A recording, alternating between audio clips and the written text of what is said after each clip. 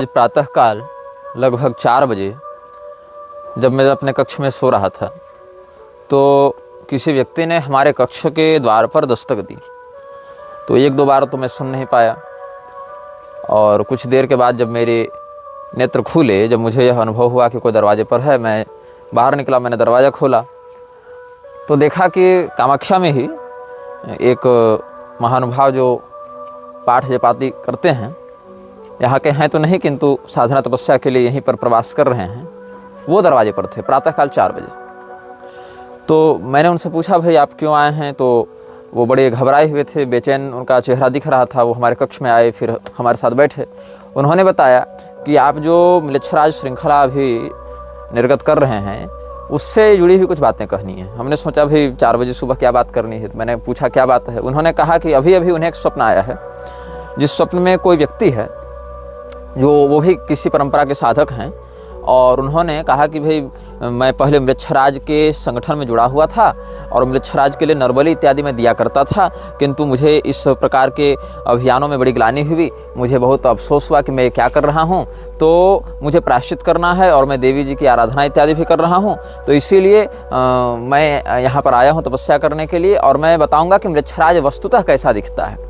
जिस प्रकार के चित्र और जिस प्रकार के घटनाक्रम उसके विषय में प्रसारित किए जा रहे हैं, उनसे अधिक स्पष्ट और उनसे अधिक ठोस मैं आपको चित्र बनाकर दिखा रहा हूँ, क्योंकि मैं उस तत्व को बहुत निकटता से जानता हूँ।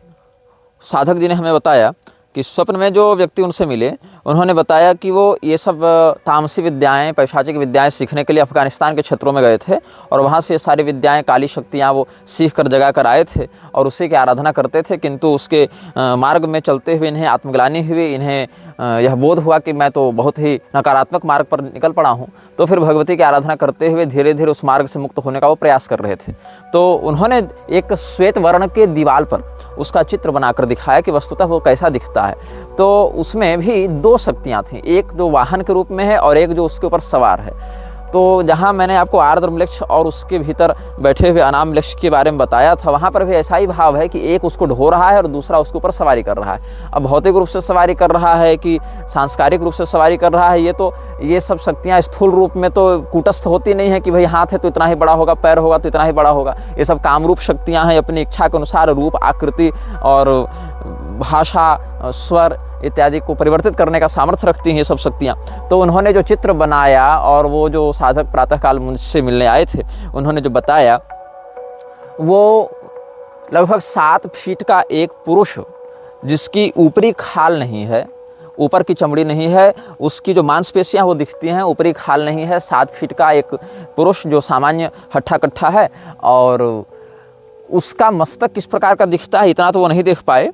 और उसके ऊपर मतलब उस 7 फीट का पुरुष वाहन के समान है, पुरुषाकार वाहन है जो ढो रहा है, और उसके ऊपर एक पिशाच सवार है जिसके 3 मस्तक हैं कंधे पर। एक पिशाच सवार है जिसके 3 मस्तक हैं, मैंने लिख लिया था, और 2 फीट का ही है लगभग। वो बौना पिशाच है, वो लगभग 2 फीट की ही ऊंचाई का है, बहुत काले रंग का है, उसके पंख इत्यादि भी हैं काले रंग का है। उसकी आंखें जो हैं वो बाहर की ओर टपकती हुई लगती हैं, जैसे उल्लू जब अपनी आंखों को फैला कर देखे या मधुमक्खी जब अपनी आंखों को फैला कर देखे तो उसकी आंखें बाहर की ओर निकली हुई दिखाई पड़ती हैं। वैसे ही इसकी आंखें बाहर की ओर निकली हुई हैं, और काले रंग का 2 फीट का लगभग बौने आकार का एक पतला पतला सा शरीर वाला 3 मस्तक का पिशाच उस 7 फीट वाले पुरुषाकार वाहन के ऊपर बैठा हुआ है। और यही उन दोनों तत्वों का एक साकार विग्रह जो स्वप्न में उन साधक को दूसरे किसी साधक ने अंतश्चेतना के माध्यम से संपर्क करके बताया, वो सुबह 4 बजे मेरे कक्ष में आकर वर्णन करके हमें बता रहे थे। वीडियो के कमेंट बॉक्स में आकर, चाहे फेसबुक हो, चाहे यूट्यूब हो,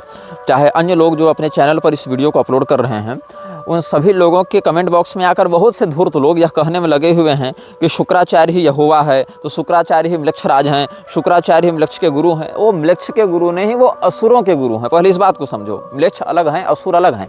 असुरों की सत्ता में बहुत छोटे स्तर पर आते हैं म्लेच्छ, और खुद को कुछ लोग रिसर्चर बता रहे हैं कि हम लोग इसमें रिसर्च कर रहे हैं। और ऐसे ऐसे मूर्ख अनपढ़ रिसर्चर जो कि कहते हैं कि भविष्य पुराण का नाम तो 18 पुराणों में कहीं नहीं है। अरे मूर्ख, तुम देवी भागवती देख लेते, जहाँ भद्वयम शब्द आया है, जहाँ 18 पुराणों की बात है, वहाँ भद्वयम, भ नाम वाले 2 पुराण, भविष्य पुराण और भागवत पुराण, ऐसे समझा जाना चाहिए। मद्वयम भद्वयम च व्रतत्रयम व चतुष्टयम अनापलिंग कुस्कानि ये जो वहाँ श्लोक है, यहाँ पर 18 पुराणों का संकेत है। वहाँ भद्वयम शब्द से भागवत और भविष्य इन दोनों पुराणों का संकेत किया गया है। और श्रीमद् भागवत आदि में भी देख लो, अन्यान्य पुराणों में भी देख लो। किस बात के रिसर्चर हो जी तुम, जो तुमको 18 पुराणों का नाम नहीं पता है? और जिसको 18 पुराणों का नाम नहीं पता है, संदर्भ नहीं पता है, वो सीधे सीधे किसी पुराण को प्रामाणिक या अप्रामाणिक कहने आया है। तो ऐसे ऐसे अनपढ़ लोग हिंदू धर्म में घुसे हैं ज्ञान देने। बहुत दयनीय स्थिति है। और हो भी क्यों नहीं, यहाँ तो ऐसे ऐसे मूर्ख महामंडलेश्वर और जगतगुरु बने हुए हैं जिनको नेताओं की चापलूसी और अपने महिमा मंडन से फुर्सत नहीं, लड़की नचाने से फुर्सत नहीं।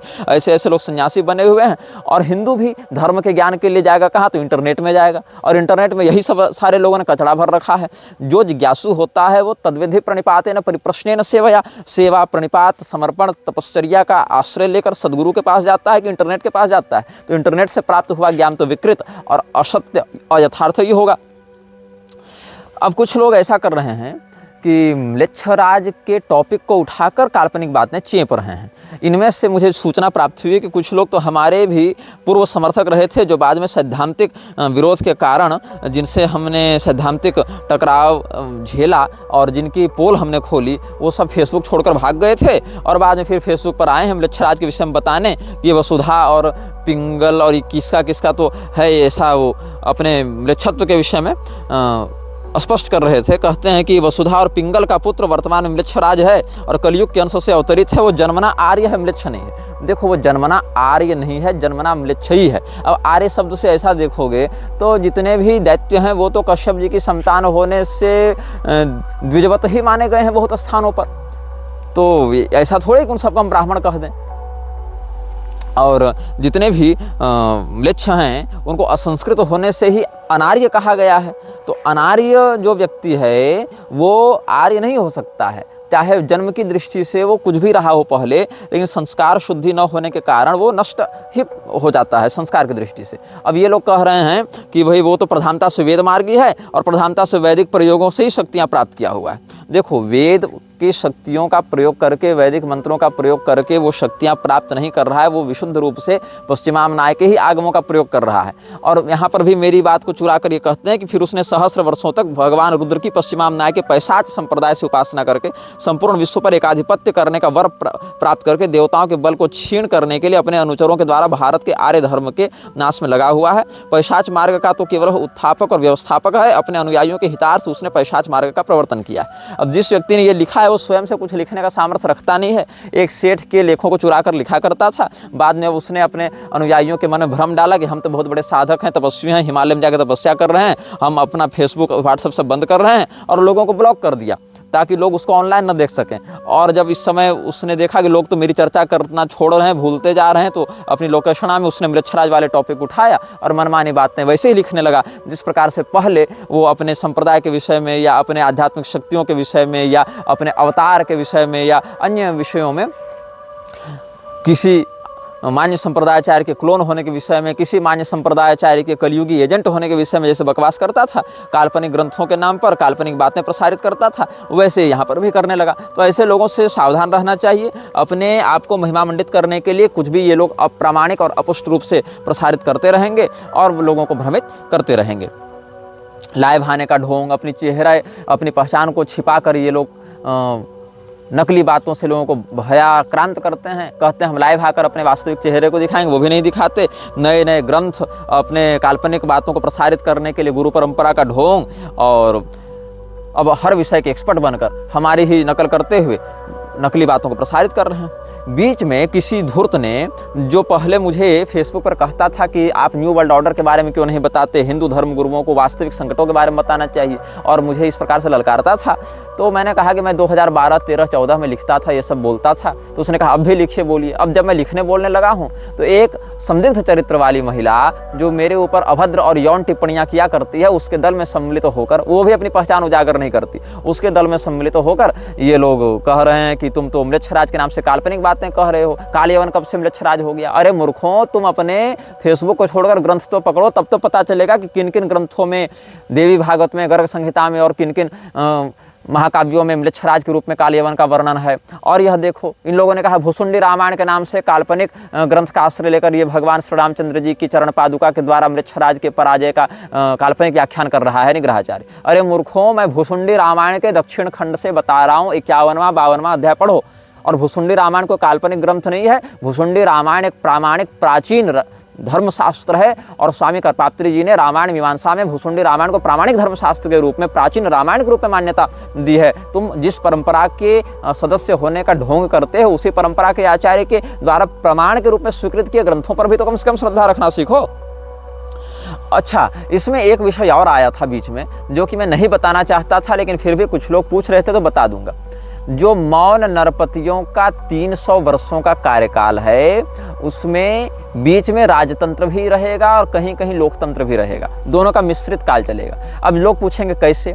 ऐसे कि जिस समय औरंगजेब का शासन दिल्ली में था, उसी समय शिवाजी महाराज का शासन महाराष्ट्र में था, तो समानांतर रूप से जो उनका हिंदवी स्वराज था वो भी आगे बढ़ रहा था और उधर से मुगल सत्ता भी अपना कार्य कर ही रही थी, तो दोनों का काल समान हो गया। तो लोग कहेंगे कि तुम एक बात स्पष्ट करो कि उस समय शिवाजी का शासन था कि उस समय औरंगजेब का शासन था? शासन तो दोनों का था, अपने अपने क्षेत्रों में, समग्रता से तो दोनों का नहीं था, अपने अपने क्षेत्र में दोनों का विस्तार था, बीच बीच में भिड़ंत संघर्ष इत्यादि होते रहते थे, जहाँ जहाँ सीमा का टकराव होता था। वैसे ही एक राजतंत्र के पुरोधा महाराज देवकर्ण भी आएंगे। देवकर्ण के विषय में हमने मंदसौर की धर्मसभा में, या मुझे लग रहा है कि और भी अन्य स्थानों पर खाचरोद इत्यादि के धर्मसभा में भी हमने संकेत किया था। तो देवकर्ण के विषय में भी हम आपको बता दें कि एक राजा देवकर्ण होंगे, और वो कब होंगे, कहाँ होंगे? तो आर्जिक नामक राजा के पुत्र देवकर्ण गंगोत्री वाले शिखर पर जाकर हिमालय में 12 वर्षों तक तपस्या करेंगे। तस्य पुत्रो देवकर्णो गंगोत्र गिरिमूर्धनि द्वादशाब्दम तपो घोरम तेपे राज्य विवृद्धये तदा भगवती गंगा तपसा तस्य धीमतः स्वरूपम स्वेच्छया प्राप्य ब्रह्मलोकम जगामः कुबेरश्च तदागत्य दत्त्वा तस्मै महत्पदम आर्याणां मंडलीकं च तत्रैवान्तर्धीयत मंडलीको देवकर्णो बभूव राज्य जनपालकः षष्ट्यब्दं च कृतं राज्यं तेन राज्ञा महीतले तदन्वयेष्ट भूपाश्च बभूवुर्देवपूजकाः द्विशताब्दं पदं कृत्वा स्वर्गलोकमुपाययुः एकादशश्च यो मौनः पन्नगारिरिति श्रुतः चत्वारिंशच्च वर्षाणि राज्यं कृत्वा प्रयत्नतः स्वर्गलोकं गतो राजा पन्नगैर्मरणं गतः एवं च मौन जातीय कृतम राज्यम महीतले। यहाँ पर जो राजा आर्जिक हैं, उनके पुत्र देवकर्ण का वर्णन भविष्य पुराण में प्राप्त होता है।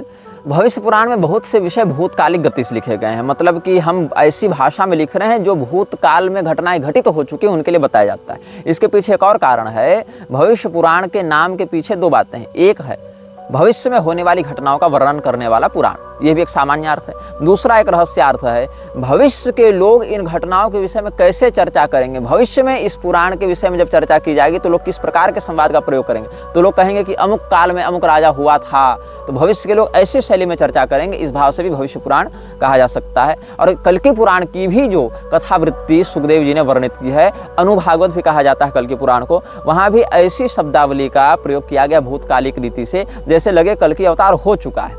तो भगवान की कुछ लीलाएं भविष्यत गति से, कुछ भूतकाल की गति से आचार्यों ने वर्णित की हैं, क्योंकि वो त्रिकालदर्शी होते हैं। तो जो व्यक्ति त्रिकालदर्शी होता है उसके लिए भूत भविष्य वर्तमान सब प्रत्यक्ष के ही समान प्रतीत होता है। तो हम बता रहे थे राजा देवकर्ण के विषय में। देवकर्ण महाराज जिस समय आएंगे उसके 200 साल तक मौन नरपतियों का भी शासन रहेगा। मतलब आप इसको ऐसे समझ सकते हैं कि लगभग भारतीय लोकतंत्र के आप समझ लीजिए कि 125 साल के आसपास देवकर्ण का राज्य प्रारंभ हो जाना चाहिए इस भविष्यवाणी के अनुसार।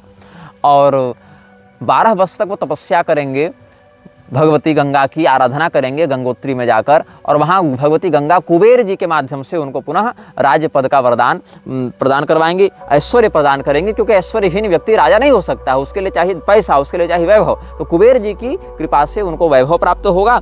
और कब तक ये राज्य करेंगे? तो इनकी 8 संततियाँ, मतलब 8 पीढ़ियाँ, इनके सीधे 8 पुत्र नहीं, इनकी 8 जनरेशन्स, इनकी 8 पीढ़ियाँ भारत में 200 वर्षों तक राज्य करेंगी। तो 200 वर्षों तक जब ये लोग राज्य करेंगे तो अंतिम राजा का जो नाम होगा, ये जो स्वयं जो देवकर्ण होंगे उनका राज्य लगभग 60 वर्षों तक चलेगा। और फिर 200 वर्षों तक कुल इनका जो, ये भी मौन नरपतियों की ही श्रेणी में उसी कालखंड में आ जाएंगे। तो 11वां जो होगा इनके मौन नरपतियों के पीढ़ी में, उसका नाम होगा पन्नगारी, और वो 40 वर्षों तक इस पृथ्वी का राज्य भोगेगा, इस भारत भूमि का राज्य भोगेगा। और उसके बाद सर्पों के ही द्वारा उसको मृत्यु प्राप्त होगी, पन्नगैर मरणम गतः। और यहाँ पर स्वर्गलोकम गतो राजा पन्नगैर मरणम गतः, और इस प्रकार से मौन नरपतियों का जब शासन समाप्त होगा तब हम जो पिछले अनुभागों में आपको बता चुके थे अन्य राजाओं का वर्णन, जहाँ पर धर्मवर्मा, रामचंद्र इत्यादि नाम के कुछ राजा होंगे और अंत में भूत नंदी होगा। तो भूत नंदी कब आएगा? जब 2264 विक्रम संवत होगा। अभी 2081 समाप्त होने वाला है। 2264 विक्रम संवत में भूत नंदी राजा बनेगा जो 50 साल राज्य करेगा। फिर उसके बाद शिशु नंदी राजा बनेगा जो 20 साल राज्य करेगा। फिर यशो नंदी राजा बनेगा जो 25 साल राज्य करेगा। फिर प्रवीरक राजा बनेगा जो 106 वर्ष राज्य करेगा, जो 11 वर्ष राज्य करेगा। तो 50, 20, 25 और 11, 106 वर्ष का हो गया। उसी समय अफगानिस्तान के क्षेत्र में म्लेच्छराज की सेना और यशोनंदी और प्रवीरक की सेना का युद्ध होगा, जिसमें एक ही महीने में 1 लाख म्लेच्छ मरेंगे और 60,000 भारतीय सैनिक मरेंगे। जिसके बाद यशोनंदी को अपनी पुत्री जालवती का कन्यादान करके म्लेच्छराज घुसपैठ करेगा। उससे होने वाली बाहलिक इत्यादि संतानें भी म्लेच्छ कहलाएंगे। युद्ध से तो यहाँ जीत नहीं पा रहा है म्लेच्छराज, तो उस समय क्या करेगा? घुसपैठ करके पारिवारिक रिश्ता जोड़कर उसके खून को विकृत करेगा और वहाँ अपने नाते के माध्यम से वो पारिवारिक घुसपैठ करके भारत पर कब्जा कर लेगा। उसके बाद बाहलिक इत्यादि 13 पीढ़ी तक 400 वर्षों तक जिसका वंश राज्य करेगा। तब तक कितना हो गया? इधर 106, इधर 2264 और उधर 400, इधर 106, मतलब 2770 विक्रम संवत जब आएगा। उसके बाद भारत में गृह युद्ध छिड़ेगा। 2 साल गृह युद्ध के बाद पुष्यमित्र द्वितीय, ध्यान से सुनेंगे, पुष्यमित्र शुंग नहीं, लोग ध्यान से सुनते नहीं, कमेंट में पूछते हैं। पुष्यमित्र द्वितीय इस भारत के राजा बनेंगे और वो 100 वर्षों तक राज भोगने के बाद, धर्म की झंडे को, धर्म के ध्वजा को फहराने के बाद भ्रमित होकर कलयुग के मित्र बन जाएंगे। यद्यपि उनकी स्वयं की दुर्गति नहीं होगी, वो तो अपने सत्कर्म के कारण दिव्य लोक में ही जाएंगे, लेकिन कलयुग के मित्र हो जाने के कारण वो कलयुग के विरोध को छोड़ देंगे, कलयुग का विरोध नहीं करेंगे और कलयुग फिर अपनी इच्छा के अनुसार अधर्म का विस्तार करता रहेगा। ये सब बातें भी धर्मशास्त्रों में संकेत के रूप में कहीं समास, कहीं व्यास विधान से वर्णित हैं। और हमने आपको एक और विषय यहाँ पर बताया था, जब बृहत पाराशर होरा शास्त्र के केतु महादशा प्रकरण से हम आपको बता रहे थे, तो वहाँ पर एक फलश्रुति थी कि जो म्लेच्छ के राजा होंगे, म्लेच्छराज होंगे, उनके द्वारा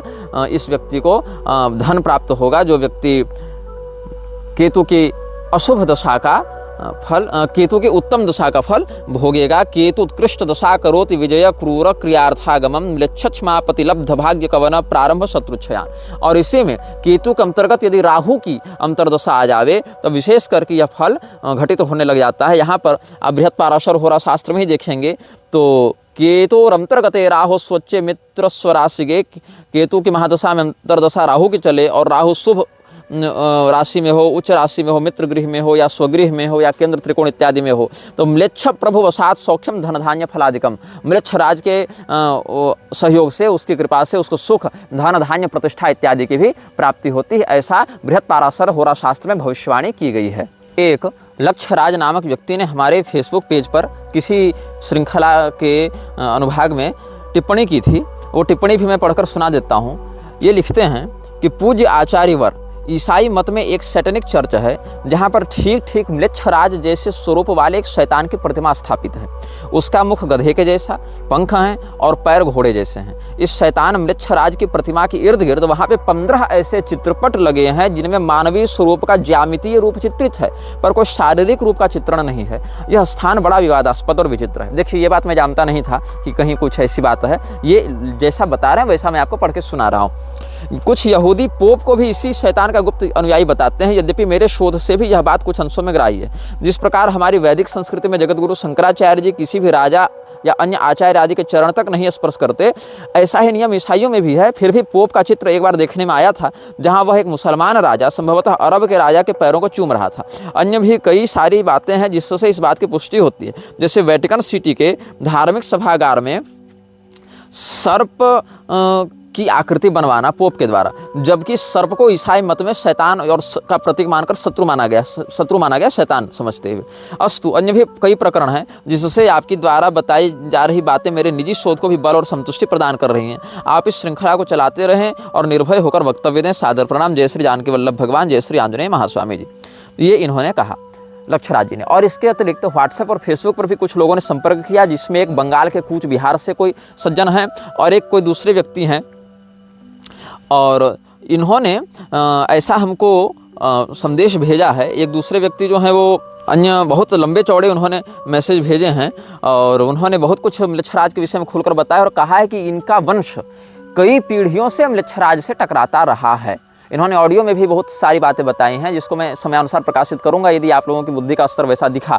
और बहुत कुछ इन्होंने लिख कर भी भेजा है, चित्र इत्यादि भी भेजे हैं। अपने पिताजी के जो भारतीय सेना में पूर्व कमांडो रहे थे और 1965, 67 और 71 तीनों में युद्ध लड़े हैं, पाकिस्तान, चीन और बांग्लादेश के साथ। अब तो ये परलोक चले गए। अपनी माता जी का ये चित्र भेजते हैं, अपना और अपनी पत्नी का चित्र भेजते हैं।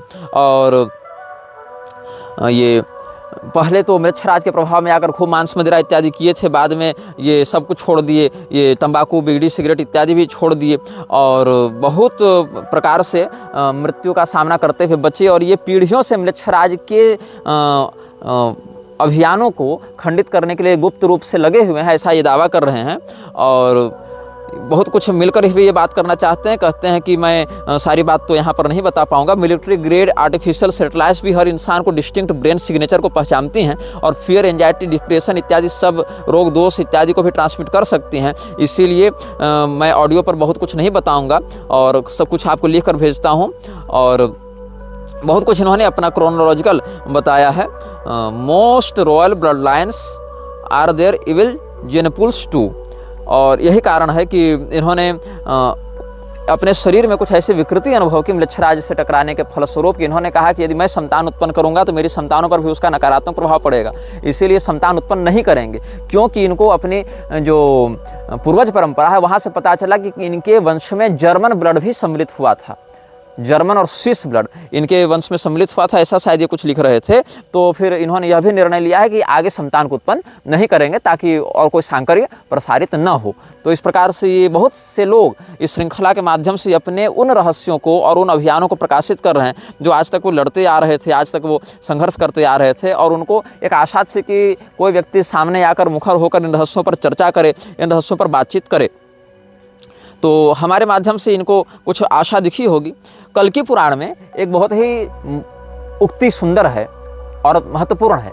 आज मैं कल्कि पुराण का भी अध्ययन कर रहा था, जो कि शास्त्रों का अध्ययन तो करते ही रहते हैं। तो वहाँ पर एक बड़ी सुंदर उक्ति हमें मिली और उस उक्ति को आप जितनी गंभीरता से समझेंगे सनातन धर्म के प्रति उतने अच्छे से कार्य कर पाएंगे। 3 पंक्तियाँ, 1.5 श्लोक हैं। अवध्यस्य वधे यावांस तावान वध्यस्य रक्षणे इत्याह भगवान व्यासः सर्व वेदार्थ तत्परः प्रायश्चित्तम न तत्रास्ति यत्रा धर्मः प्रवर्तते। सभी वेदों के अर्थ को समझने वाले, जानने वाले भगवान वेदव्यास जी ने क्या कहा है? जो व्यक्ति निर्दोष है, जो व्यक्ति अवध्य है, उसका वध करने से, उसकी हत्या करने से जो पाप लगता है वही पाप वध्य व्यक्ति की रक्षा करने से भी लगता है। मतलब जिस व्यक्ति को मार देना चाहिए उस व्यक्ति की रक्षा करने से भी वही पाप लगता है जो निर्दोष की हत्या करने से पाप लगता है। इसीलिए जहाँ अधर्म को प्रोत्साहित किया जाए, जहाँ से अधर्म को बढ़ावा मिले, धर्म की हानि हो, ऐसे व्यक्ति को मारना ही धर्म का निर्णय है। आतताई वधारणः, और उस व्यक्ति के वध के बजाय यदि आप उसका संरक्षण करेंगे, उसको बचाएंगे, तो वही दोष आपको लगेगा जो निर्दोष की हत्या से प्राप्त होता, और फिर उस पाप का कोई प्रायश्चित नहीं है। यह कल्कि पुराण में भगवान वेदव्यास जी का मत भगवान कल्कि के समक्ष प्रस्तुत किया गया है। कुछ लोगों ने कलिपुरुष के विषय में जानने की इच्छा भी व्यक्त की थी और हम कलिपुरुष के विषय में कुछ स्पष्ट बातें भी आपको व्यक्त करेंगे। केवल कलिपुरुष नहीं, उसके पूरे खानदान के विषय में बताएंगे। और ये बिल्कुल प्रामाणिक बात आपके समक्ष हम कह रहे हैं। देखिए, अप्रामाणिक मैं कहता ही नहीं हूँ इन विषयों में, किसी विषय में भी मैं अप्रामाणिक बात कहने का पक्षधर नहीं हूँ, अप्रामाणिक बात सुनने का पक्षधर नहीं हूँ। बहुत से लोग यह कहते हैं कि तुम बहुत सारी फेसबुक आईडी, यूट्यूब आईडी बनाकर अपने समर्थन में कमेंट करते हो। ऐसा भी नहीं है। जो भी आईडी है वो मेरे वास्तविक नाम से प्रसारित होने वाली ही आईडी है, कोई दूसरी आईडी भी नहीं है। लेकिन लोग स्वयं जिस प्रकार के होते हैं, कपटी, छली, विश्वासघाती, सामने वाले को वैसा ही समझते हैं, क्योंकि सामने वाले के जीवन में भी कुछ सच्चाई और निर्भयता हो सकती है, इस प्रकार की कल्पना वो नहीं कर पाते।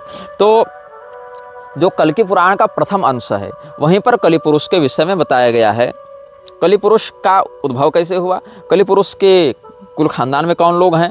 स चा धर्म इति ख्यातस्तस्य वंशानुकीर्तनात् श्रवणात् स्मरणात् लोकः सर्व पापैः प्रमुच्यते।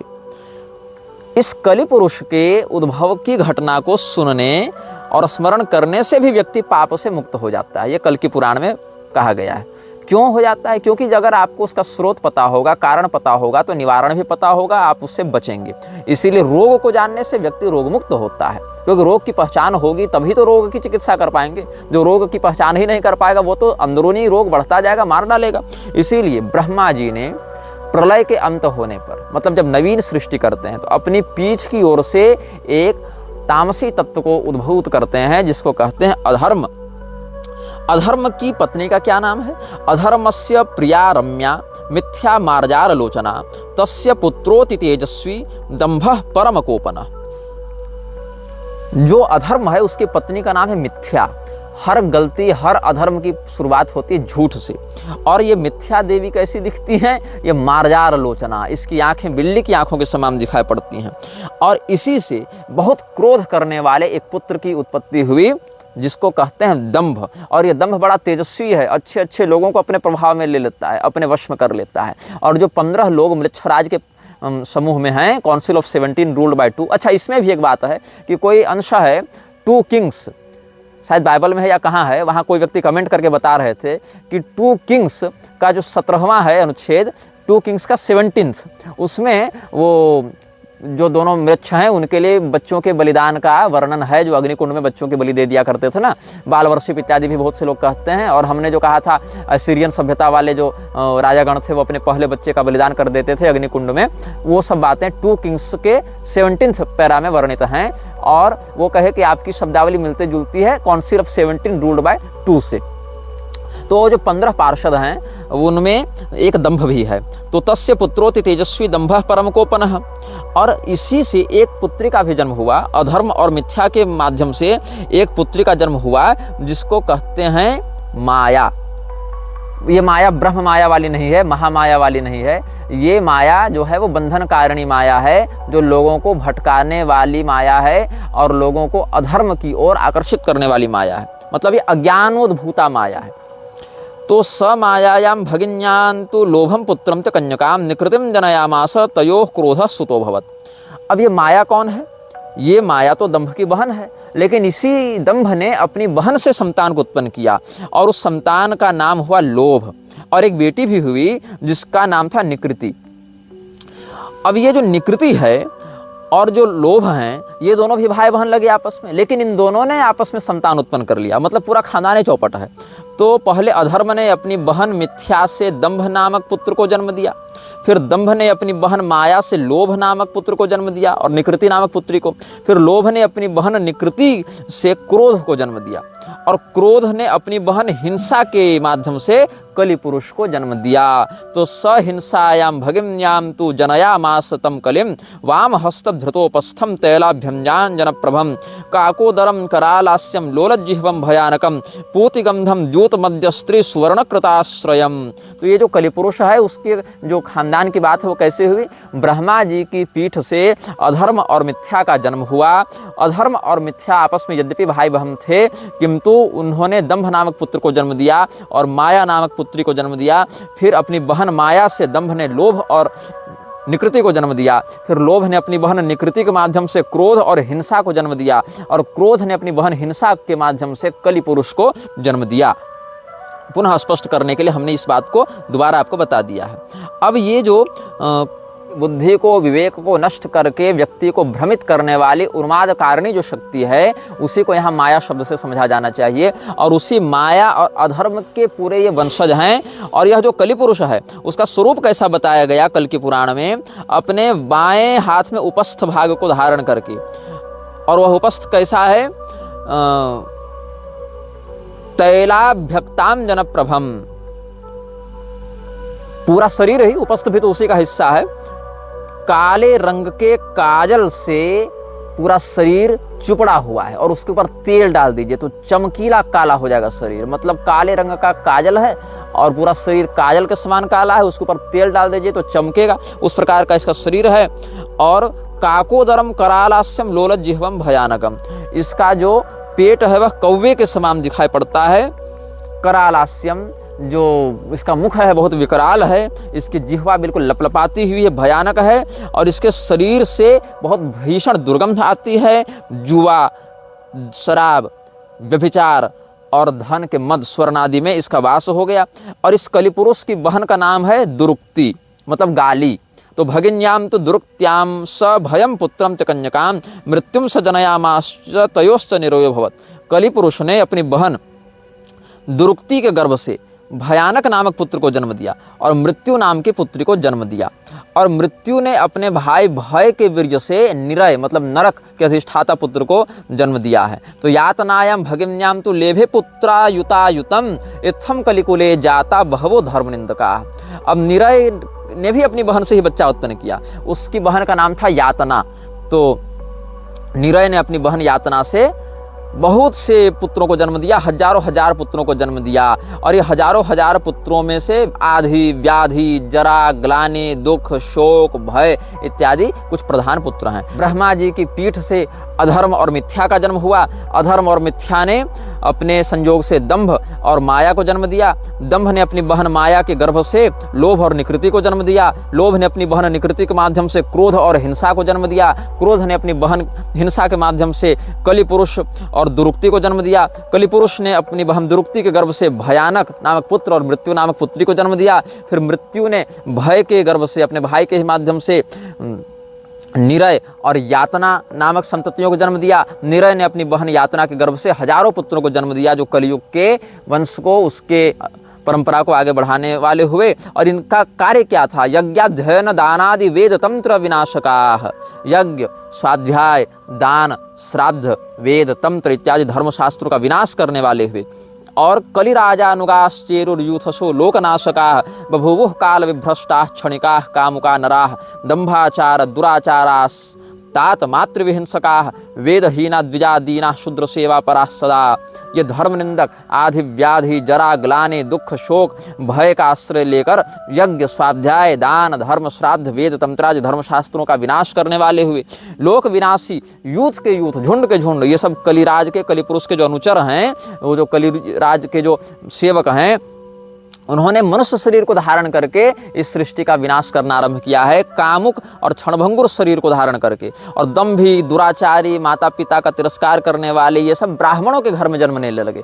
आज भी आप देखें कि तो अधिकांश जो वामपंथी हैं, वो उसमें से जो बड़ी संख्या ब्राह्मणों की है। ये सब ब्राह्मण नहीं हैं, ये सब ब्राह्मणों के वेश में आए हुए असुर हैं। जो सत्यनिष्ठ, तपोनिष्ठ, शास्त्रनिष्ठ और सदाचारी, संयमी, धीर व्रती ब्राह्मण कुल में उत्पन्न सदाचारी होगा, वही ब्राह्मण माना जाएगा। केवल ब्राह्मण कुल में जन्म लेने मात्र से अगर वो ब्राह्मण संपूर्णता से अभिव्यक्त हो जावे, तो फिर देवी भागवत की भविष्यवाणी निष्फल हो जाएगी, जहाँ पर दुष्कृत के फलस्वरूप राक्षसों का ब्राह्मण कुल में कलयुग में जन्म लेना भी वर्णित है। तो ऐसे ब्राह्मणों का लक्षण क्या होगा?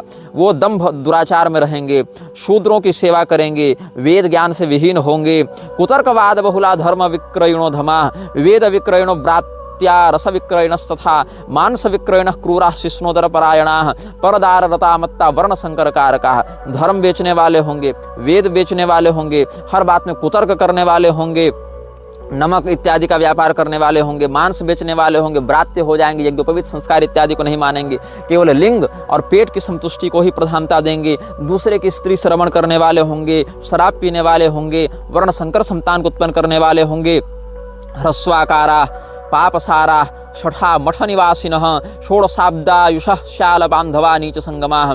ये लोग ह्रस्वाकार होंगे, पाप परायण होंगे, धूर्त शठ होंगे, मठों में रहने वाले हो जाएंगे। मठाधीश, महामंडलेश्वर, ये सब देख रहे हो ना, जगत गुरु बने घूम रहे हैं। इनमें से 100 अगर मठाधीश हैं, उसमें 95 मठाधीश तो ऐसे ही हैं, बस 5 ही कोई विशुद्ध परंपरा का शास्त्री मिल जाए। तो अभी क्या हुआ, कुंडली श्रृंगेरी के नाम से एक जो मठ है, वहाँ पर जो कोई दत्तराज देश पांडे बना हुआ है, शंकराचार्य, पहले RSS का प्रचारक था, RSS का एजेंट था, वहाँ शंकराचार्य बन गया। और जो हमने उसका विरोध किया, तो शंकर परंपरा के ही लोग हमको गाली देने आए थे कि तुम शंकराचार्य परंपरा का विरोध करते हो। वो तो देखो सांगोपांग ऋग्वेद पढ़ा हुआ है, दशग्रंथि पढ़ा हुआ है परंपरा से। तो हमने भाई कहा कि भाई क्या पढ़ा है क्या नहीं पढ़ा है, उसके साथ साथ उसकी क्रिया और उसका परिणाम भी तो देखो। तो अभी नागपुर में उसने 3 दिन की सभा की, उसमें खूब उसने अविधि पूर्वक मांसाहार का समर्थन किया। देवेंद्र फडणवीस वहीं बैठा हुआ था। तब ये लोग को झटका लगा कि ये क्या कह रहा है। हमने कहा तुमको जो बात आज समझ में आ रही वही बात तो हम साल भर से चिल्ला रहे हैं। तब तो तुम लोग कह रहे थे निग्रहाचार्य संतों को गाली देता है, हमारे मठाधीश को, शंकराचार्य परंपरा को गाली देता है। परंपरा को गाली थोड़ी दी हमने, परंपरा में जो ये सब सठा मठ निवासी न घुसे हुए उनको ना हम कह रहे थे। तो तुम लोग को सारी बात समझ में आती है, लेकिन जब तक समझ में आती है तब तक वो समय बीत चुका होता, हमको तुम लोग पर्याप्त गाली दे चुके होते हो। तो विवाद कलह क्षुब्धा केश वेश विभूषणा कलौ कुलीना धनिनः पूज्या वा धूषिका द्विजा संन्यासिनो गृहासक्ता गृहस्थास्त्व विवेकिनः गुरु निंदा परा धर्म ध्वजनः साधु वंचका। विवाद कलह इत्यादि में क्षुब्ध, केवल साज श्रृंगार मेकअप में आसक्त, धनी कुलीन और ब्याजग्राही ब्राह्मण ही कलयुग में पूजनीय होने लगे हैं। सन्यासी लोग गृहस्थ धर्म के अनुरागी हो जा रहे हैं। देखो अभी कैलासानंद कैसे वो हर्षा छारिया को एकदम अपने पास बुलाने के लिए तड़प रहा है, और अवधेशानंद और रविंद्रपुरी जैसे म्लेच्छ समर्थक उसका कैसे समर्थन कर रहे हैं। पूरा अखाड़ा परिषद आ गया है उसके समर्थन में। एक हीरोइन को नचाने के लिए सारे लोग अपनी लंगोटी खोलकर दौड़े चल रहे हैं, देख लो। और क्या है, महामंडलेश्वर जगत गुरु ब्रह्मनिष्ठ संत हैं ये लोग। तो ये सब धर्म ध्वजन साधु वंचका, ढोंगी, संसार को ठगने वाले, केवल धर्म के नाम पर पाखंड फैलाने वाले ये सब लोग हैं। ये सब बातें हैं। वाचालत्तम च पांडित्य शोर्थ धर्म सेवनम, ये सब बातें हैं। बहुत बोलने वाला व्यक्ति पंडित हो जाएगा, यश प्राप्ति की इच्छा से धर्म प्रचार करने लगेंगे। धनाढ्यत्वम च साधुत्वे दूरे नीरे च तीर्थता सूत्र मात्रेण विप्रत्वम दंड मात्रेण मस्करी। जो धनवान है वही साधु हो जाएगा, जो दूर देश की नदियां केवल वही तीर्थ मानी जाएंगी, अपने घर के बगल की गंगा यमुना को तो प्रदूषित कर देंगे। केवल जनेऊ टांग लेने से लोग कहेंगे हम ब्राह्मण हो गए, और केवल दंड धारण कर लिया तो कह देंगे सन्यासी हो गए। और क्या होगा, अल्पसस्या वसुमती नदी तीरे वरोपिता, नदी अपना किनारा छोड़कर बहेगी, पृथ्वी में अन्न उपजना बहुत कम हो जाएगा। स्त्रियों वेश्यालाप सुखा, स्त्रियां वेश्याओं के समान व्यवहार करके स्वयं को वेश्याओं के समान बाजारू बनाकर प्रदर्शन करने लगेंगी। स्वपुंसा त्यक्त मानसा, और अपने पति में अनुरक्त नहीं रहेंगी। परान्न लोलुपा विप्राश चंडाल गृह याजका, दूसरे से दक्षिणा और पैसा और सब यशो सम्मान इत्यादि, यशो सम्मान इत्यादि मिल जावे, खूब अन्न मिल जावे, इसके लिए चांडाल इत्यादि के भी घर में जाकर पुरोहित करने लगेंगे। स्त्रियां जो हैं वो स्वच्छंदाचरण प्रिया, जिस प्रकार से स्त्रियों का अनुशासन शास्त्र वर्णित करते हैं उस अनुशासन में नहीं, बल्कि मनमौजी अनुशासन मनमौजी आचरण वाली स्त्रियां हो जाएंगी। मेघ कहीं बारिश करेंगे कहीं नहीं करेंगे। प्रजा भक्षा नृपा लोका कर पीड़ा प्रपीड़िता, निर्मला सीतारमण, जो प्रजा है उसका भक्षण करने के लिए राजा तत्पर रहेंगे, और हर चीज में केवल टैक्स बढ़ाना ही इनका अभिष्ट कार्य होगा। हर चीज में टैक्स लगा दो, टैक्स लगा दो, यही सब कली पुरुष का कार्य है ना। और क्या होगा, एवं तो प्रथमे पादे कलेह कृष्ण वृंदका, भगवान कृष्ण की निंदा करने वाले लोग कलयुग के प्रथम चरण में होंगे। दूसरे चरण में तो भगवान कृष्ण का नाम भी लेने वाले लोग नहीं बचेंगे। द्वितीय तो नाम हीना, तृतीय वर्ण संकरा, तीसरे चरण में परिपूर्णता से वर्ण संकर हो जाएंगे। और एक वर्णाश चतुर्थे च विस्मृताच्युत सत्क्रिया, और भगवान का पूजन भजन सब छोड़कर चौथे चरण में तो सभी एक वर्णी हो जाएंगे, मतलब सब के सब पूर्णतया म्लेच्छयी हो जाएंगे। ये सब बातें हम नहीं कह रहे, कल की पुराण में ये सब बातें बताई हुई हैं भविष्यवाणी के रूप में, और कली पुरुष के पूरे खानदान का हम आपके समक्ष वर्णन कर चुके हैं। यह वीडियो जल्द ही हटा दिया जा सकता है, कृपया थर्ड पार्टी ऐप्स का उपयोग करके डाउनलोड करें। आप इस वीडियो को अपने चैनल पर फिर से अपलोड भी कर सकते हैं।